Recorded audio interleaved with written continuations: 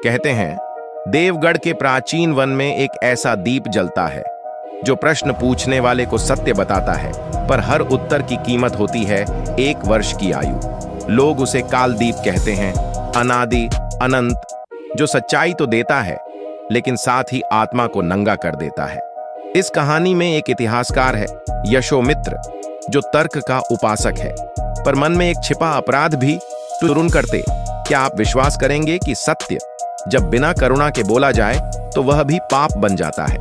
यह कथा उसी सत्य की है और उस दीपक की जो सच दिखाता है, पर हर उत्तर की कीमत 1 वर्ष की आयु लेकर चुकाता है। कहते हैं, देवगढ़ के प्राचीन वन में एक कालदीप जलता है, अनादि, अनंत। जो उससे प्रश्न पूछे उसके जीवन से 1 वर्ष घट जाता है, पर उसे उत्तर 100% सत्य मिलता है। लोग डरते हैं, पर कभी कभी कोई ऐसा भी होता है जो डर से बड़ा प्रश्न लिए वहां पहुंचता है। हमारे नायक का नाम था यशोमित्र, राजवंश का इतिहासकार, शब्दों का साधक, तर्क का उपासक। उसके लिए देवता भी प्रमाण मांगते थे। देवगढ़ में एक विचित्र संकट उठा। राजा रानी को संतान का वरदान तो मिला, पर राजकुमार की आयु 14 वर्ष तय थी और शहर में किशोर गायब हो रहे थे बिना किसी निशान के। लोग कहते, वह वन का अघोरी बच्चों को निगल जाता है। यशोमित्र हंस देता, भय का पेट सबसे बड़ा होता है। रानी ने कहा, पंडित जी, मेरा पुत्र अय्यन, वो 14 पूर्णिमाओं बाद। यशोमित्र बोला, महारानी, विधि भी प्रश्नों के जवाब देती है। यदि उत्तर मिल गए तो शायद विधि का लेख भी बदल जाए। राजा ने आदेश दिया, जाओ, वन का रहस्य खोजो, और यदि कालदीप सचमुच है तो उससे वचन छीन लाओ। यशोमित्र चला, साथ में उसकी लाठी, एक ताबीज जो मां ने दिया था, और मन में 3 प्रश्न: बच्चों का गायब होना, राजकुमार की आयु और उसके अपने भीतर का एक बोझ जिसे उसने किसी को न बताया था। वन में प्रवेश करते ही तीसरे पहर की सर्द हवा ने उसे घेरा। रास्ते मोम की तरह बहते लग रहे थे। इतने में एक बूढ़ी औरत मिली, कंधे पर सूखी लकड़ियां, आंखों में धुंध। उसने कहा, बेटा, दीपक ढूंढने निकला है, सावधान। वह दीपक उत्तर देता है, पर हर उत्तर एक दरवाजा खोल देता है जिसके पार तुम्हारा ही कोई अनदेखा रूप बैठा रहता है। यशोमित्र मुस्कुराया, मां, उत्तरों से कैसे डरूं? प्रश्न ही तो मुझे खा रहे हैं। बूढ़ी हंसी और बोली, करुणा के बिना बोला गया सत्य पत्थर है, और पत्थर फेंका जाए तो किसी की खोपड़ी फटती ही है। जाओ। यशोमित्र आगे बढ़ा। चंद्रमा पेड़ की उंगलियों से कटा कटा धरती पर गिर रहा था। ठीक मध्यरात्रि उसे एक प्राचीन वेदी दिखी। शिलालेख था, आशीर्वाद का दीप, प्रत्येक प्रश्न का उत्तर, प्रत्येक उत्तर का मूल्य 1 वर्ष। बस वही था, कालदीप, पीतल का, पर ज्वाला नीली, ज्वाला जैसे श्वास ले रही हो। यशोमित्र बोला, दीप, 3 प्रश्न हैं। दीपक की ज्वाला बोली, प्रश्न पूछो, किंतु याद रखो, उत्तर केवल सत्य होगा, और सत्य का भार तुम्हें अकेले ढोना होगा। पहला प्रश्न, बच्चों का गायब होना। दीप बोला, बच्चे किसी अघोरी ने नहीं उठाए, वे स्वयं गए हैं। उन्हें बुलाया है दर्पण वन ने, जहां हर आत्मा अपना चेहरा देखती है बिना मुख खौटे के। कुछ लौट आते हैं, कुछ स्वयं को देखकर लौटना नहीं चाहते। यशोमित्र के सीने पर जैसे किसी ने पत्थर रखा। अपने आप से डरकर भागे बच्चे। यह उत्तर उसके सोच के लिए नया घाव था। 1 वर्ष उसकी आयु से कट गया। उसने पूछा, दूसरा प्रश्न, राजकुमार अय्यन की आयु 14 वर्ष क्यों तय है? दीप बोला, वरदान और शाप का मिश्रण है। जिस दिन उसका जन्म हुआ, महल की छत से गिरती एक कील उसकी जान ले लेती, पर समय का लेख बदला गया, मरण स्थगित, किंतु लेखा वही। 14वें वर्ष वही क्षण लौटेगा, रूप बदलकर। वह थर्राया। भाग्य का बही खाता बिना मिटाए भी पलटा जा सकता है, पर पन्ने वहीं रहते हैं। अब तीसरा प्रश्न बचा था, सबसे कठिन। वर्षों पहले एक अकाल में यशोमित्र ने राजकोष की सूची में छल किया था। एक गांव की ओर अनुदान मोड़ दिया था, अपने पुरखों की धरती को बचाने के लिए। नियम टूटा था, पर कई जीवन बचे थे। क्या वह अपराध था या धर्म? वह उत्तर जानना चाहता था, पर डर रहा था। उसी समय झाड़ी में सरसराहट हुई। दर्पण वन की दिशा से एक हंसी आई। वह दीप लेकर उस ओर चला। झील थी, शांत, पर उसमें हर दृष्टि परतों में खुलती। किनारे कुछ किशोर बैठे थे, आंखें खाली। उनमें एक थी गुंजना, लोहार की बेटी। यशोमित्र ने पूछा, बेटी क्यों आई हो यहाँ? घर वाले रो रहे होंगे। गुंजना बोली, मैंने अपने भाई से ईर्ष्या की, मन ही मन चाहा कि उसकी भट्टी बुझ जाए, और सचमुच एक रात आग लगी। मैं अपने मन से डर गई हूँ। दर्पण दिखाता है, और दिखाकर तभी पानी के दर्पण में एक और चेहरा उभरा, यशोमित्र का। उसने कहा, तुमने राजकोष से नियम तोड़ा, परिणाम का बोझ किसने उठाया? नियम एक बांध जैसा है, एक तरफ खेत सूखते हैं, दूसरी तरफ बस्ती डूबती है। तुमने बांध की ईंट तोड़ी, किस अनुमति से? यशोमित्र कांप गया। उसका अंतर्मन उसका अभियोजक बन गया। वह बोला, यदि अपराध है तो दंड भी होगा, पर मैंने जीवन बचाए।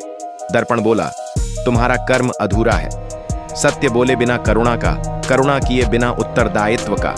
जाओ, जिन जीवनों को बचाया उनके सामने अपना अपराध कहो और उन्हें सशक्त करो, तभी कर्म पूर्ण होगा। यशोमित्र ने गहरी सांस ली। वह लौटा, और अब एक बड़ी परीक्षा आने वाली थी। अगली पूर्णिमा राजकुमार की 14वें वर्ष की रात्रि थी। महल में उत्सव भी था और भय भी। राजकुमार ने कहा, लोग कहते हैं मेरा अंत तय है, तब मैं क्यों सीखूं, क्यों जीऊं? यशोमित्र बोला, भाग्य हथकड़ी नहीं, घड़ी है, उसकी सुइयां चलती हैं, पर तुम तय करते हो कि किस क्षण क्या करना है। आज से व्रत लो, कभी बिना समझे प्रतिक्रिया नहीं दोगे, अपने भय को नाम दोगे और उससे भागोगे नहीं। राजकुमार ने कहा, करूंगा। पूर्णिमा की रात आई। महल में यज्ञ चल रहा था। आकाश दूध सा फैला था। एक छाया उत्तर कोने से फिसली रानी के कक्ष की ओर। अयन चौंका। माताजी, झुक जाइए। रानी झुकी। दीवार के पीछे से धातु की तख्ती हवा चीरती हुई निकल गई। यदि रानी न झुकी होती वही कील बनती। यशोमित्र ने पीछा किया। छत के झरोखे में एक यंत्र मिला, धातु का, जो पूर्णिमा पर लक्ष्य साधता था, और उसके पास खड़ा था मुख्यमंत्री बांधव। बांधव बोला, इतिहासकार, तुम देर से आए। 14 वर्ष उतने ही थे जितना समय मुझे राज्य को लूटने में चाहिए था। हर वर्ष एक भय और जनता व्यस्त। आज रानी का अंत होता, मैं उद्धारक बनता। यशोमित्र बोला, तुमने भाग्य को हथियार बनाया और लोगों के भय को डोरी। अघोरी वन में नहीं था, दरबार में था। अगले दिन दरबार में यशोमित्र बोला, महाराज, आज जो हुआ वह केवल यंत्र की चाल नहीं थी। यह उन सबकी चेतावनी है जो डर के बाजार से धर्म बेचते हैं। पर पहले एक सत्य मेरा भी। वर्षों पहले अकाल में मैंने नियम तोड़ा, एक गांव को अनुदान दिया। आज स्वीकार करता हूं, मेरा कर्म अधूरा था क्योंकि मैंने उत्तरदायित्व नहीं लिया। आज मैं वह राशि ब्याज सहित लौट आऊंगा, और वह गांव अब मेरी नहीं, राज्य की जिम्मेदारी होगा। मैं पहले अपना दर्पण साफ करता हूं ताकि जिस पर उंगली उठाऊं वह पत्थर न बने। रानी के चेहरे पर शांति थी। उसने कहा, सत्य, पर करुणा के साथ। फिर यशोमित्र ने बांधव का नाम बताया, प्रमाण दिए, न्याय हुआ बिना दंगे के। राजकुमार अय्यन ने शासन संभाला। उसने बांधव जैसे लोगों के लिए कठोर कानून बनाए और अंतरदर्शन उत्सव शुरू किया, जहां हर व्यक्ति अपनी गलती स्वीकार करता, सुधार करता। लोग जब अपने भीतर झांकने लगे तो दर्पण वन मौन हो गया। कथा समाप्त होती यदि एक मोड़ न आता। वह मोड़ तीसरा प्रश्न। यशोमित्र ने कालदीप से तीसरा प्रश्न अब तक नहीं पूछा था। वह आर्ण शेष था। कई महीनों बाद तूफानी रात में वह फिर कालदीप के पास पहुंचा। उसने कहा, अब अंतिम प्रश्न, क्या मैं धर्मी हूं या अपराधी? दीप बोला, तुम धर्मी हो जब करुणा और उत्तरदायित्व साथ हो। तुम अपराधी हो जब सत्य को तलवार बनाते हो। पर तुम्हारा तौल मेरे उत्तर से नहीं होगा। यशोमित्र ने पूछा, तो किससे? दीप बोला, जिस कान तक तुम्हारी कथा पहुंचेगी वह कान तुम्हें तौलेगा। जिस आंख तक यह कहानी पहुंचेगी वह आंख तुम्हारा न्याय करेगी। अब तुम हर श्रोता के विवेक के अधीन हो। अब आप समझे? यह कथा आपको सुनाई नहीं गई, आपके हाथ में सौंप दी गई है। यदि आप बिना करुणा के सत्य बोलेंगे तो यशोमित्र का पलड़ा आपके भीतर झुकेगा। यदि आप कठिन सच्चाई को शांतिपूर्वक, प्रमाण और दायित्व के साथ बोलेंगे तो उसका कर्म पूर्ण होगा। कहते हैं, देवगढ़ में कालदीप अब भी जलता है, पर बहुत कम लोग उससे प्रश्न पूछने जाते हैं, क्योंकि उन्होंने जाना है उत्तर बाहर नहीं, भीतर की अदालत में तय होते हैं। यशोमित्र ने अपने शेष जीवन में एक ही बात सिखाई, सत्य कहो, पर पहले करुणा का पाठ पढ़ो। नियम तोड़ना पड़े तो पहले कारण रखो और बाद में उत्तरदायित्व स्वीकार करो। लोग कहते यह आदमी झूठ नहीं बोलता, पर यह सच भी ऐसे बोलता है कि घाव टांका लगने से पहले फटता नहीं। राजकुमार अयन राजा बना। उसने शिक्षा और विवेक का युग शुरू किया। लोग अब अपने अपराधों को छिपाने के बजाय स्वीकार करने लगे। दर्पण वन फिर साधारण पानी बन गया।